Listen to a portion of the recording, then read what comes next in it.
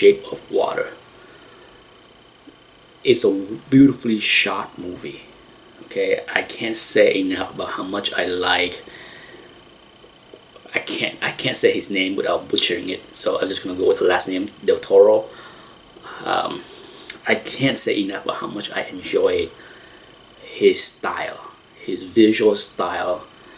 There is a uniqueness that, every time I go see one of his movie, whether it's Hellboy 1, Hellboy 2, or Labyrinth, or this movie, there are a unique signature in the color palette that he used, that for people like me that are a fan, we recognize it right away.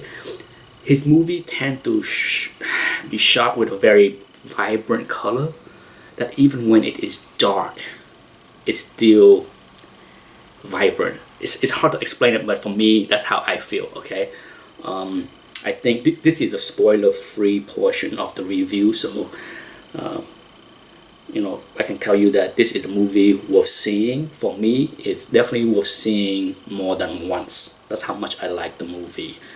Whether it's seeing it again on an airplane or on cable, if I see it on the screen, I will definitely watch it again, because it's worth watching more than once for me. I think acting wise, across the board, well done. Sally Hawkins did a wonderful job for a role that she didn't speak.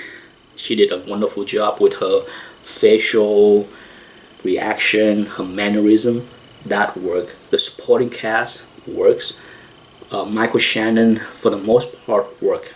Okay, my only complaint on his character is that I wish they did more on his character, to show you why he was what he was, because he was just an a-hole, not a very nice person.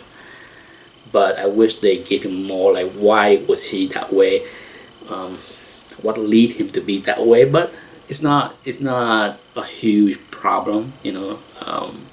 There's not enough room or time in a movie to squeeze in that backdrop, but part of me wish there was more, because I like Michael Shannon. Basically, his character is very one-dimensional. But as far as the story, it's a wonderful story. It's a wonderful love story. In many ways, it surprised me. It's definitely an R-rated movie, which, that once again, I thought, well, I knew it was an R-rated movie going in. I didn't know why it was R-rated, and then when I saw the movie, Del Toro surprised me in many ways, where in some scene I didn't expect to see what I saw, as far as the love affair between the creature and Sally Hawkins character, but it works. Okay, so overall, I enjoyed the movie. I'm a big fan, and I never miss a movie by Del Toro. And that's the spoiler-free portion of the review. If you stick around, here go the spoilers. Okay, so if you haven't seen the movie, stop right here, because I will go into some plot point that I thought was the weak point of the movie. The part of the movie that I felt was weak was the security. For something that's like this big, the way the lack of securities in the building was kind of silly. A small point, but still,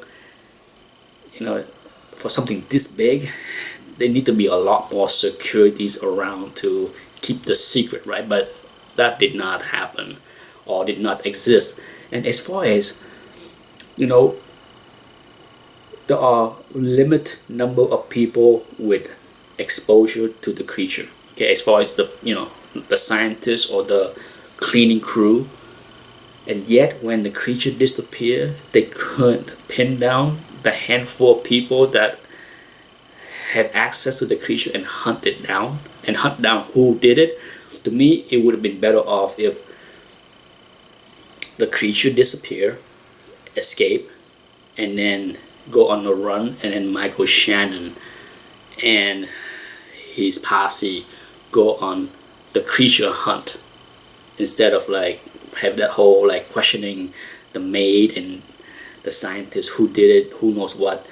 That kind of silly for me because it's not like there's a dozen people that can be involved in helping the creature escape. So that was a weakness of the plot for me. It didn't make much sense.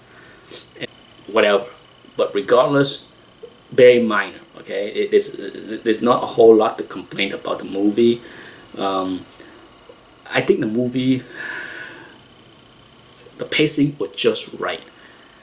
You know, it's a fairly short movie, in my opinion. You know, I was surprised at how quickly the movie went, and in many ways, as much as I felt that there are some plot holes in the movie, I didn't mind it because I think the way the pacing of the movie went, it just moved right along, and I didn't have a problem. As much as I wish there was a few other things to be included in the movie, it's not necessary. Okay, because whatever they decided on the screen was good enough for me. And that's my review for The Shape of Water. Thanks for watching. Bye bye.